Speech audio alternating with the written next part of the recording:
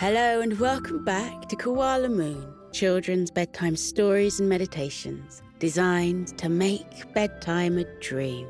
Snaffles' Little Shop of Treasures by Susanna McLaughlin. It was a hot summer's day when Mina and Kamal decided to visit Snaffles again. The neighbourhood was warm and still, and there were flowers sprouting from everywhere and bumblebees buzzing from garden to garden. The smell of barbecue smoke hung in the air, and kids strolled through the village riding bikes and having water fights. It had been months since Mina and Kamal first met Snaffles, the pom-pom of a creature who was like a smiling golden cloud on legs, with a sock on each foot, of course. When they found him, they had been on a mission to find all the socks that had been squirreled away from people's washing lines. It turned out the sock thief was smaller and fluffier than they expected. When Mina and Kamal were led to Snaffles' home, the hollow of a tree where the walls were hung with socks, and they were in use everywhere you looked, as mittens and earmuffs, as tea cozies and cushions, and everything else you could think a sock could possibly be. He'd used them for everything, apart from putting them on his feet. Silly old Snaffles. Anyway, Mina and Kamal had put everything right, and once Snaffles realised the socks left out on the lines weren't intended for him, he stopped snaffling them away and only helped himself to the handmade ones the neighbourhood had started making and leaving out especially for him at the bottoms of their gardens. The fluffy little creature hadn't been seen in anybody's garden for a while, though. In fact, believe it or not, Tina at number 15 had pinned a stripy pair of socks for him the night before, and they were still there the next morning, shining with dew. That was unusual, and Mina and Kamal thought they better check everything was okay. So after breakfast, they headed down to the bottom of the garden and into the golden field beyond. They crossed the field towards the cluster of oak trees that backed onto the forest, slowed down by an impromptu cartwheel competition and a short break to stare down a rabbit hole. Once into the green shade of the trees, they headed over to Snaffles' tree. Now, thanks to Graham at number 3, there was a carefully whittled sign over his round red door, reading Snaffles in curly letters. The door knocker had a sock over it, as if to keep it warm. Mina and Kamal shrugged and knocked with their fists instead. Before they could go for their second rap on the wooden door, it burst open, and a blur of orange fluff went tearing past down the path, arms full of packages. Snaffles' voice drifted back over his shoulder as he went. "Hello, Mina! Hello, Kamal," he said, as they began to follow him into Sleepy Forest. "It's jolly nice to see you two, and on such a special day. Yes, it's awfully important. A very big day for old Snaffles." The kids grinned at each other as they tried to keep up with their friend. "A big day?" Mina asked. "Why?" "What have you been cooking up these past few weeks, Snaffles?" Kamal chuckled. Snaffles stopped on the path and whirled round to show his beaming smile. "Well, Kamal, I've been starting a business." "A business?" Mina said. "A business I've been opening." Snaffles swept his hand across the air, as if imagining the sign over the door. "Snaffles' Trash Emporium." Mina and Kamal swapped amused looks. Who would come to buy trash? "Trash Emporium?" Kamal questioned. "Yeah, I was going to go with garbage shop, but I thought that sounded more luxurious," Snaffles grinned. "I've been collecting lost and broken things, and today I'm opening my shop to sell my wares. It all started with the socks. When you told me they go on your feet, I couldn't believe it. I was using them for all sorts of purposes that had nothing to do with keeping your toes toasty. And I started to think of the other things I use, and how some of those started off with totally different purposes too. I want to show people that lost and broken bits and bobs can be put to good use. All you need is a little imagination. You've got lots of that, Snaffles, Mina laughed. Indeed I do, Snaffles giggled. But I can't stop and chat. I've got a shop to open. Follow me, friends. And with that he twirled on his toes and headed back along the path, humming hurriedly. Every now and then he added a little skip to his steps. So excited was he to finish his big project. After following the path past 2 old oaks, a maple grove, and a batch of silver birch trees, the 3 friends came to a clearing, and Snaffles bundled into a ramshackle cabin, dumping all of his packages and beckoning the kids to come see. Kamal and Mina were busy taking in the view of this peculiar structure. The cabin seemed to have been built by Snaffles. There was a little tuft of yellow fur stuck on a nail on the roof. The whole thing had been designed to look like a wooden mushroom, with a round base and a bulbous, rounded roof. A wonky chimney poked out of the top, and odd-shaped stained glass windows were built into the wall, looking out into the forest. Snaffles was grinning out of one now, his face funnily distorted by the glass. Snaffles opened the window and called, "Glass bottles! I made the windows from a mosaic of glass bottles. Some I found on the beach, the others I got from Betty Badger's. Her sodas come in all sorts of candy-coloured bottles." Mina and Kamal grinned. The effect was beautiful, in an off-the-kilter fairy tale kind of way. It already looked like the cottage was at home in the clearing, with bright green moss growing on the windowsill and red and white toadstools shooting out of the grass, little mirror versions of the big wooden mushroom above. A painted sign above the door reading "Snaffles' Trash Emporium" glistened in the sun. "Don't touch it. It's still drying," Snaffles warned. The kids climbed the 3 creaky stairs and stepped into the shop. It was a wonderland of shining trinkets and odds and ends all glimmering in warm orange light. It was like a gleaming treasure trove, but instead of jewels and gems, the treasures were things like pennies and bottle tops.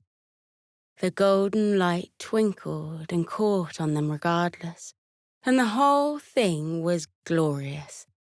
It was almost too much to take in. Mina's breath caught in wonder. "Oh, Snaffles! It's wonderful," she said, and she really meant it. Every inch of surface was covered in things. Some things she didn't recognize and some things she did. It was like a museum of oddities, like a gorgeous, shimmering, lost and found. Kamal picked up the tip of an acorn, which he assumed had blown in through the window, and went to flick it out of the front door. Snaffles rushed over on his little feet and stopped him. "Put it back, please. That's going to be a bestseller, Kamal," Snaffles said. Kamal squinted at the little acorn cap in puzzlement. "What do you mean?" he asked. Snaffles raised his eyebrows as if it was obvious. "For the snails. It's a snail hat." Snaffles carefully took the acorn tip and put it back on the shelf next to a line of others. Kamal approached and looked at them closer. "Oh, yeah," Kamal said. I see that now. They've got tiny tassels. It was true. On the end of each stalk of each acorn cap, Snaffles had carefully sewn a miniature tassel from loose thread. Snaffles began giving the kids a tour of the shop, beaming with pride.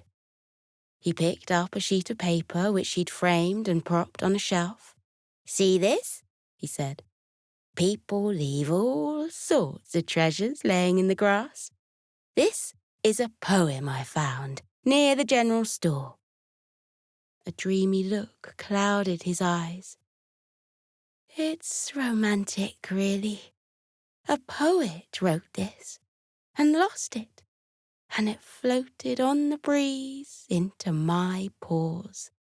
Now, we have no way of finding out who they are or what was their true meaning with this poem. All we have is their words. He cleared his throat and began to recite. 1 punnet of strawberries. 3 bunches of grapes. 1 bag of onions.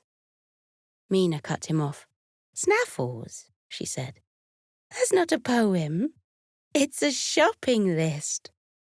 Snaffles squinted at the paper for a moment, then giggled. Oh, yeah, he said. He read the paper again in his hand, realization dawning in his eyes. You're right. But Mina, anything can be poetry, really. Beauty's in the ear of the beholder. He put the framed shopping list back on the shelf and bumbled on to the next shelf along. He picked up a round piece of glass and held it up to his eye.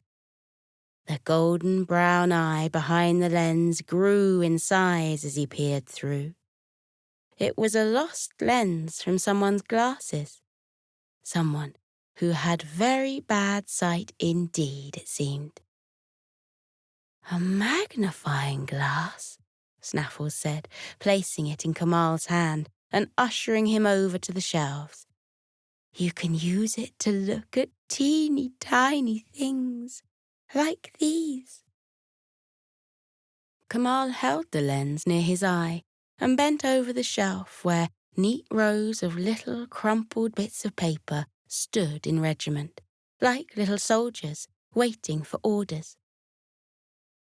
As Kamal moved the lens and the image began to come clear, he gasped. The paper wasn't crumpled. It was folded into tens of little tiny paper frogs.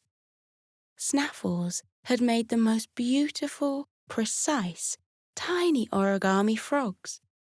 Each one glimmered in a different colour, all rich, shining jewel tones.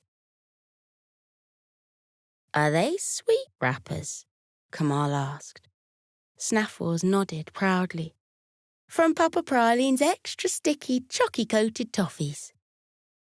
Kamal sniffed the air. The frogs did smell kind of chocolatey. He handed the glasses lens to Mina, who looked at Snaffles' miniature creations in wonder. She told him she thought they were simply marvellous and that she herself would like a miniature frog army.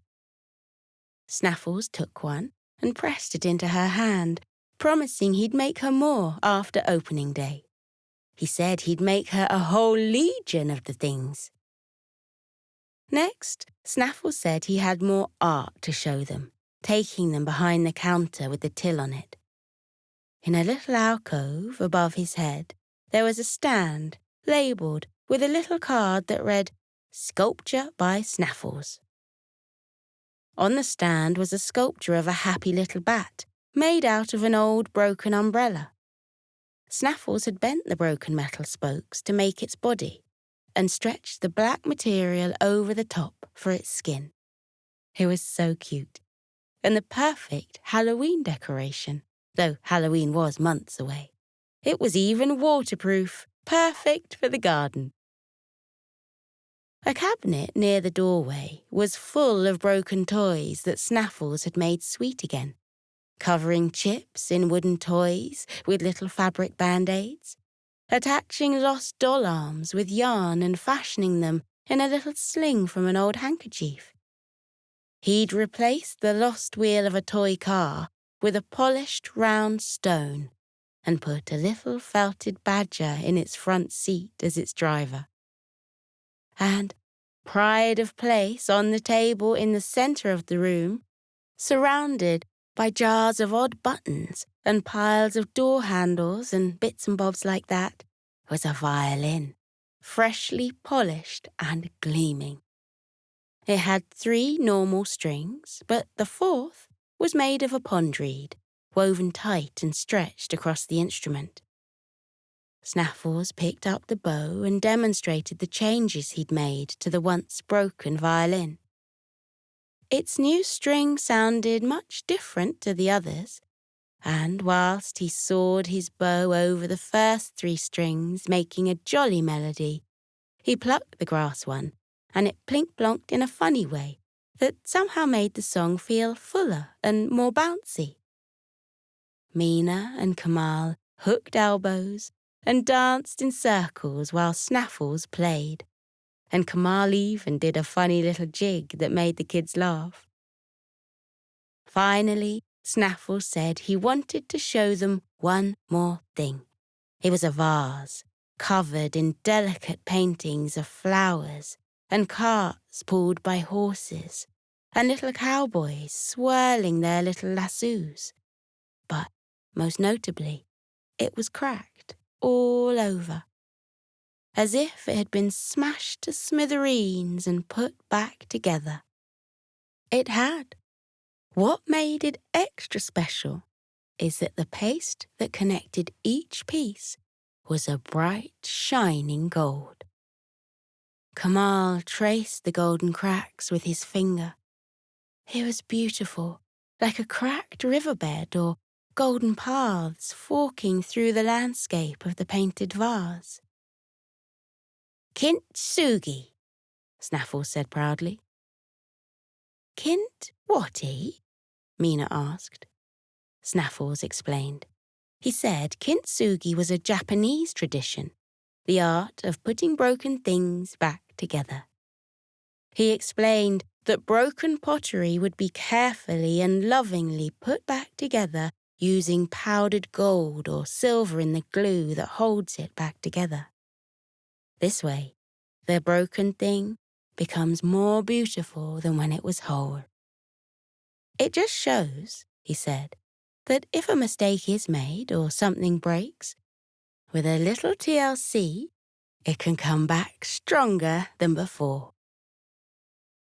As they continued gazing at the vase, the kids began to notice a ruckus outside. Merry voices were laughing. An odd clattering and thudding made it sound like a party was being set up in the clearing. Snaffles was expecting the kerfuffle. He whooped and headed outside. There, vendors were setting up their little stores, and a band was warming up. Snaffles headed back into the wooden mushroom cabin and came out with a white bedsheet, on which he'd painted the words, "Grand Opening." He was much too short to put it up, so Mina and Kamal hung it for him, whilst he said things like, "Left a little, right a little, no, the other right." The band soon began to play. They were a jazz band with shining brass instruments gleaming in the sunshine. The front man was a whale with a fishbowl of water on his head like a space helmet, and, true to his species, he was wailing away to the songs. Slowly, the clearing filled with animals of all kinds who'd come from all areas of Sleepy Forest. A little koala named Coco and his family entered the party, and Coco joined the band, playing on a pink ukulele, whilst his little sister Kira danced with their grandpa. Everyone was here to show their support to Snaffles. Soon a line twisted out of the wooden mushroom and across the grass. People standing in line were served cloudy lemonade by Betty Badger and given hot dogs fresh off the barbecue by Munchie the raccoon. Mina and Kamal each wolfed down a hot dog before slipping back into the shop, where they were sure Snaffles would need a hand. Even though the cabin was large, it was crammed with furry animals, all with their eyes sparkling and mouths hanging open at the treasures around them. Snaffles was darting between them, sometimes weaving through legs or climbing over tables, a flash of fur calling out, "Excuse me's," and "What can I do for you's?" and "Thank you, come agains." Mina and Kamal told him they'd take over the cash registers whilst he served the customers, and he gave them a grateful smile. As busy as he was, Snaffles was all aglow and full of pride that his new dream had come true. The first customer in the queue was Peanut the armadillo, the jet-setting tourist who was always off to foreign lands. He placed a pair of sunglasses on the table. The lenses were made with old CDs, cut down to little circles, with the little hole in the middle for looking through. They were pretty strange and intriguing, so Kamal asked to try them on. The glasses weren't so good at shielding his eyes from the sun, but as they shone in the light, they let off little rainbow-like beams, which Mina told him looked pretty cool. When Peanut put them on, he looked funny with his little beady eyes peeking through the round silver discs, but he strutted and twirled, and his attitude brought the look together perfectly. He traded the glasses for 5 golden buttons and 3 acorns, which the siblings knew Snaffles would be thrilled with. Next in the queue was Cuddle, the little platypus, and her kangaroo best friend Kevin. Kamal reached down to take the lunchbox she was buying from her little paws and set it on the counter. It was an old tin lunchbox that had been polished and buffed to look almost new. On the front it had a character from an old TV show who looked like a wizard with a long stripy scarf. Cuddle grinned and said she'd watched the old recordings of the show with her dad. She said the wizard guy fought aliens and flew a spaceship. Kamal and Mina thought that sounded pretty cool. Cuddle handed Mina a broken pen and a slinky in payment for the lunchbox, which Mina accepted with a grin. Cuddle waddled out, Kevin bouncing next to her, both looking at the sheeny, shiny lunchbox. Then Fritz the frog hopped onto the counter. He had a handful of origami frogs in his webbed fingers. He grinned and popped them down in front of the kids. "These, please." Kamal counted 6 little frogs. "They're for my cousin Philomena," Fritz said. "They reminded me of her, since she's the teeniest, weeniest frog I know." He chuckled. For the frogs, Fritz left behind a lovely sheet of fabric woven from reeds and a few dried water lilies that Snaffles could definitely make use of for his art. And so the afternoon went on, with customer after customer making trades and purchases. When Snaffles finally flipped the open sign to closed, the shop was a little depleted, but the till was full. Though the shop was closed, the party continued, and heading outside to join in, Snaffles let loose. He took his violin from the shop and played along with the band, his legs bending and kicking and jigging as they played. He, Kamal and Mina played games, tossing beanbags into baskets and playing jump rope, with Snaffles hopping and skipping as the kids chanted rhymes and twirled the rope. The sun soon began to sink down towards the horizon, and the sky was painted in rich pinks and purples and blues. The little creatures began to yawn and head back to their homes, patting Snaffles on the back, giving him hugs and offering him their heartfelt congratulations as they left. Soon, it was just Kamal, Mina, and Snaffles left in the clearing. Snaffles locked the door of the shop with a big old brass key, and the three of them headed back towards his tree. Mina and Kamal each reached an arm down around Snaffles' shoulders and told him they were proud of him. They thought his trash emporium was going to be a great success. They did tell him he should change the name, though. They said not one thing in that shop could be considered trash. It was all treasure.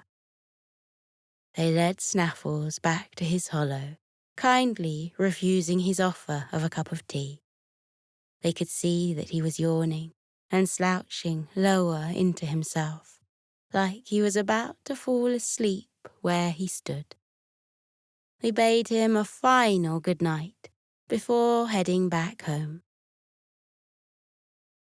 As they walked back through the field of golden wheat, the air was perfectly still. A handful of stars began to dot the night, peeking through the colours of the sunset sky. The siblings were both yawning as they trudged back to their home, each step feeling heavy as they began to look forward to their warm and cosy beds. Kamal said that he was proud of their friend, but he hoped that he'd still be coming around to their street looking for socks now and again. Mina agreed and said he needn't worry. Snaffles would be selling sock sculptures before they knew it, and that after today, she'd quite like to foray into Sleepy Forest every now and again to meet more of Snaffles' friends and now customers. Kamal agreed and said, in fact, why not go back tomorrow? But first, sleep. Each in their own rooms and in their own warm beds, the kids dreamt similar dreams that night. Dreams where things were one thing but also another. Where a shopping list could be a poem, and a sweet wrapper a frog. And where a little ball of golden fluff was dancing and painting and playing his violin. As the moon rose and the sun disappeared beyond the horizon, Snaffles too set to bed, and snuffling and snoring, dreamt of his friends and his new store, and all the things he was yet to make. All three drifted off with smiles on their faces.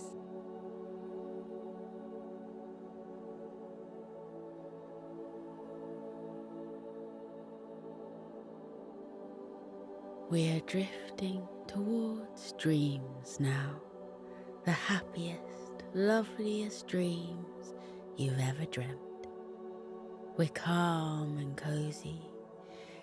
Your breathing is relaxed and you can feel that lovely weight of the blanket keeping you safe and warm. Aren't you comfy? You are so warm and cozy, so sleepy. As you drift into dreams, count all the things you're grateful for. Let yourself fill up with all of the little moments that made you smile today. See the faces of the people that made you laugh. Think of the things that challenged you.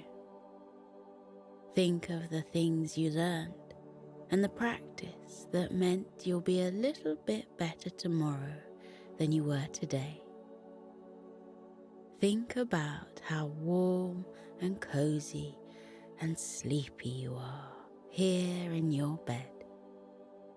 What a day you had. Wonderful things lie ahead for you too. You will have wonderful adventures tomorrow and the next day and the one after that. The whole world is waiting for you. But there's no rush. There's nothing more to do today.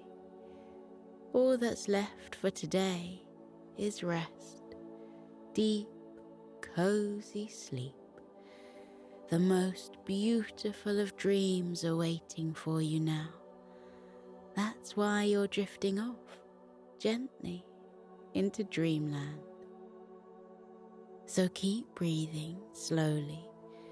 Let yourself get toasty warm. Let your eyelids stay heavy. And know that you are safe. Remember that you are smart. You are brave. You are kind. And you are loved. Think it to yourself. I am smart. I am brave. I am kind. I am loved. You are a dream. When tomorrow comes, you'll face it with a smile, because you are smart, brave, kind and loved. Because you are you. Uniquely, wonderfully you. What kind of dream are you drifting towards tonight? You can dream however you want, because your imagination is as wide as the universe. What will you find in tonight's dream? Maybe you'll see your favourite characters. Is that Hector and Sunny over there?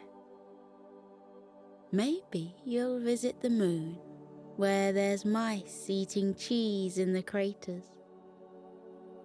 Maybe you'll walk through Sleepy Forest, where Coco the koala is strumming his pink ukulele on the banks of Sleepy River.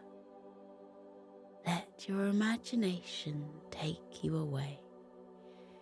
Your dreams are all yours, and you deserve the sweetest dreams of all, because you are brave, you are kind, and you are loved.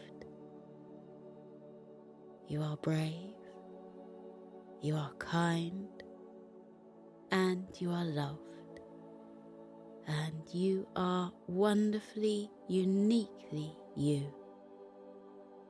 You are a dream, and it's time to sleep, tucked up in your bed. Breathe slowly and melt into your bed. Isn't it warm and soft and cozy? It's time to rest. Take deep breaths in and out and let yourself relax as you say goodbye to the day. Let your body get even heavier. Let your whole body go floppy. Drift deeper into sleep with every breath and say goodnight. Remember, tomorrow will be a good day because you have a big heart. You are a good friend. You believe in yourself. You know there's nothing better to be than yourself. It's okay to get things wrong. It's okay to ask for help. You can do whatever you set your mind to. Be proud to be different. Be proud of your achievements. Be proud of yourself. You are a good learner You are a good listener. You are a good example to others. You are valued. You are loved. You are sleepy. So drift off now, little one. Let the dreams take over. As you sleep, let your dreams take you to magical lands and faraway places. Remember, there's no room for worries in your dreams, just magic. It's a magic place where anything can happen, anything you want. It's a place of positivity and light. Let positivity soak into you and fill you up. Imagine it as a golden light traveling from the tips of your toes to the top of your head. Imagine that wherever the light touches you fills with happiness. Imagine that the light makes you feel calm. You're wrapped in a warm, cozy glow within your soft, toasty blanket. Isn't that nice? You are safe, tucked up tight. So sleep soundly all through the night. Sweet dreams, little one. I'll see you soon.